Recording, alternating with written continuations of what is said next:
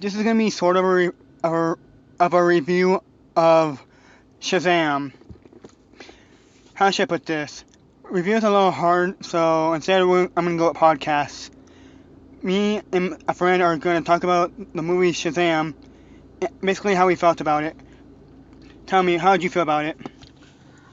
I really enjoyed it, and I was surprised by a lot of different things about it. I like that it started off with the background of the soon-to-be villain of the story, because you don't see a lot of movies that start out that way, you know? I for one liked how it was a parallel to Billy's situation. What do you think about it? Yeah, I actually never really thought about that it was kind of a parallel, that the villain has a strained relationship with his father in the beginning, and then later Billy with his mother, you know? And so it kind of makes me wonder what the difference between the two was. Why was Billy more worthy to become the chosen one than the villain?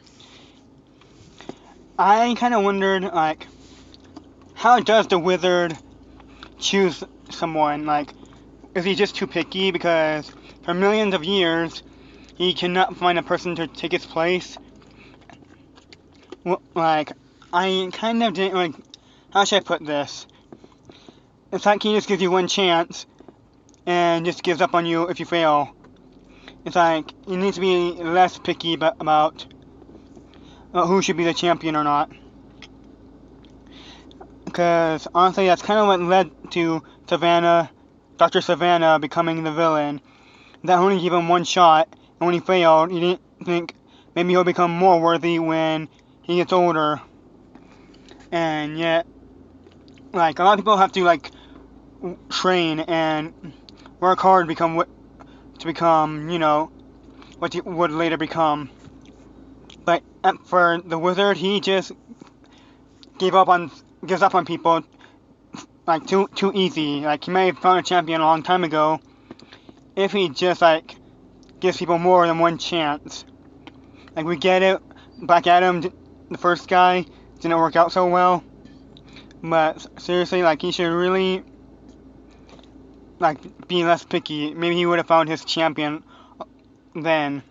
Maybe Savannah would not have become the villain of the movie. What's your opinion on his choosing?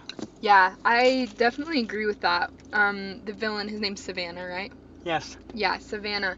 I think that at the beginning, when he's in the car with his dad and his brother, you really get to see that he's kind of has a soft side, you know? And his brother's a little bit of a jerk. And so, in comparing Savannah and Billy, it makes me wonder if the reason that Savannah became the villain was because of the wizard's doubt in him. You know what I mean?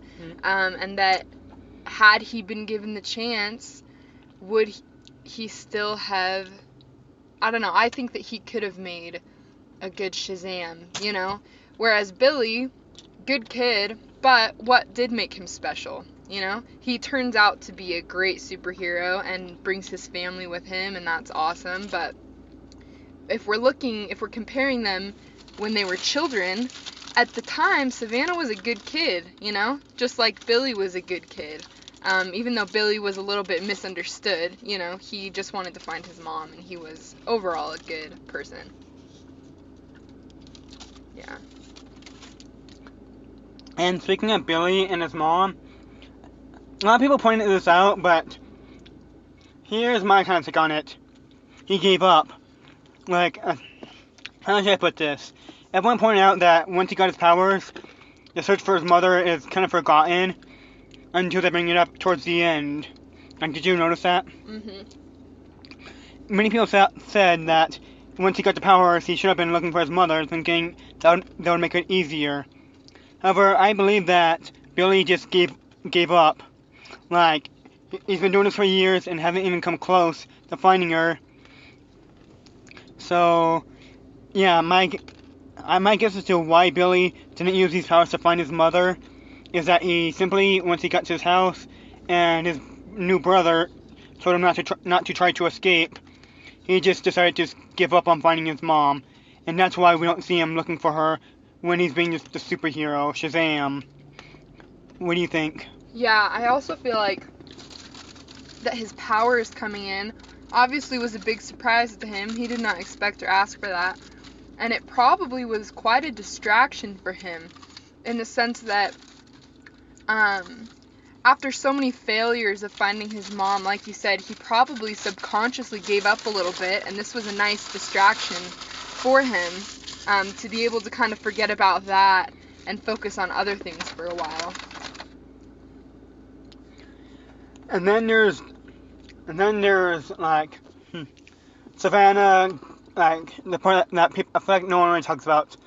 What Savannah does immediately after, like, and why you think Savannah might have been better at being a Shazam.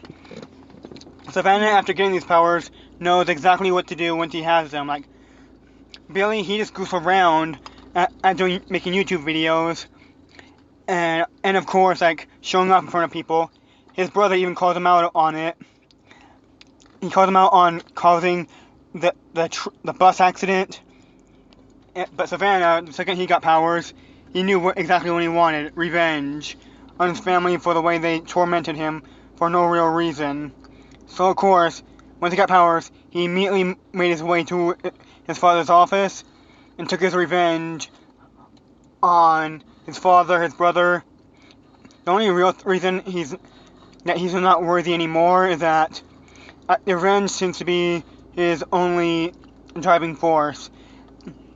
Like, he could have proven he was worthy by trying to do good things for other people as he grew up, but the idea that his brother and his father would go unpunished, especially where they are today, where his father is running a company. I'm not sure how long he's been running it. The movie doesn't really tell us too much about it. All we know is that in the beginning, they're just a family in a car going to the grandpa's house, but once they're in, like, once he's got the powers, he goes into, like, a company where his dad runs, and we don't know, like, when he did that, like, if he always ran the company. All we know is that the second he got his powers, he took his revenge and killed everyone. And actually makes me wonder what's gonna happen to the company now that his father's gone, and so is his brother, and the only guy left who would inherit it, Savannah, is in jail for his crimes. What's your take on that? Yeah, well, for now he's in jail, right? Yeah. It looks like at the end there that maybe there's going to be some kind of way for him to get out of there. Could you see him potentially taking over that company when he gets out of jail, or do you think he will be focused on more revenge after? Definitely more revenge, and if the company plays any part, it'll most likely just be to get resources, because that's how he got. Because we see that he is part of the company, and he uses the influence he has to contact all those people so he can finally get into the Rock of Eternity. That's what the place is called. So if he did take over the company, it would just be for resources so he can get even more revenge. He'll probably try to find out more about Billy Batson and his family in order to like, get his revenge. And with the help of that creature who busts him out, in case anyone's wondering, spoilers, it's a villain known as Mr. Mind. And he's like this evil genius who in the comics was so evil, Shazam didn't even bother with jail. They pretty much killed him. He's only alive now because, as it turns out, he reproduces asexually, and every like offspring has his kind of subconscious or personality or whatever. Basically, they're all him, like clones in a way. He's gonna help Savannah escape, and it makes me wonder if any of you have noticed, or haven't noticed, if any of you haven't noticed, Black Adam is coming to the DC universe, played by The Rock, and once he gets his movie, according to the trailer, he is now free from his imprisonment. How? My guess is that Mr. Mind and Dr. Savannah will play a part in that, or once he's defeated, the two of them will recruit him and form the evil group from the old Shazam comics, the Monster Society of Evil. What's your take on that? Yeah, well, here's a question. So his Savannah's powers are gone, and when he's put in prison, Billy and his friends defeat the 7 deadly sins, and so his power's taken. But the worm guy, Mr. Mind. He says that he has powers he can get him. So, do we know anything about what kind of powers he can supply for Savannah at this point? Simple. Knowledge. Savannah, Mr. Mind has studied magic for years that he knows that there are more ways to gain magic. As he says, more ways than the mind can imagine. So of course he'll give the knowledge to Savannah, and together they'll work together. They'll work together to defeat Shazam and the Shazam family, possibly by using that magic to summon Black Adam. That's usually how it goes. Like either they'll summon him, and that's how he got out, or they will or after his defeat, they'll summon him and tell them, we're teaming up and we want you to be part of this. Not to mention there was that room that was filled with all the other classic Shazam enemies. Do you remember that scene? Uh-huh. With all those doors? Mm-hmm. Like, a lot of those, she's not familiar with Shazam comics or lore, but a lot of those creatures you saw were actually classic Shazam villains. Really? Yes. And so have they been captured in those doors? Is that what that is? Those doors a lot of those enemies were aliens who were all led by Mr. Mind in the comics. Oh, okay.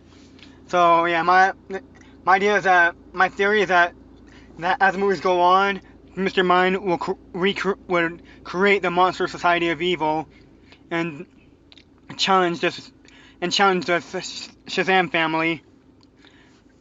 Because right now, it's just the two of them against a whole family of basically gods. So recruiting a god like Black Adam and recruiting all those evil creatures that they fought, that would give them better odds of actually winning. But then there's the whole will Shazam and his family eventually joined the Justice League. What do you think? That's a good question, and I think that I could see that happening, but it would be interesting because there's 7 of them, right? That would be quite an addition to the Justice League. So I don't know how in a movie they would be able to, have enough time in the movie to really show every character of the Justice League when there's already 7 in the Shazam family, along with however many other in the Justice League that they would want to add to that. I also want to point out that once Black Adam shows up, will Superman or any of the other superheroes, or when Mr. Mind finally does his evil plan, will the Justice League show up and give a helping hand? Yeah. I always wondered that about certain movies and TV shows. Where are the other superheroes during all of this? Yeah. Spider-Man Far From Home actually pointed this out, where during Mysterio's rampage, everyone's asking, where are the Avengers? And many people are pointing out that pretty much half of them are gone now, either dead or retired, but some of them are still alive, and yet, for some reason, they're nowhere to be found when all this crazy stuff goes down. And spoiler alert, at the end, it turns out that Nick Fury was a Skrull working for him, the shape-shifting alien. And he, of course, tells Fury, everyone's wondering, where are the Avengers? Yeah, that's an interesting point, and I've always wondered that in Spider-Man movies or Superman movies, where are the others, Especially when it's set in New York, it's always set in New York, and there's always just one of the superheroes. But going back to what you said about the Justice League joining with the Shazam family, at the end of Shazam, you do see Superman briefly, just his suit as he's visiting the high school of that family. at the lunch table, and it makes me wonder if they've made friends with him and will stay in contact. Maybe that is going to be their link to joining the Justice League. Well, that's our podcast. Let us know what you think. See you later.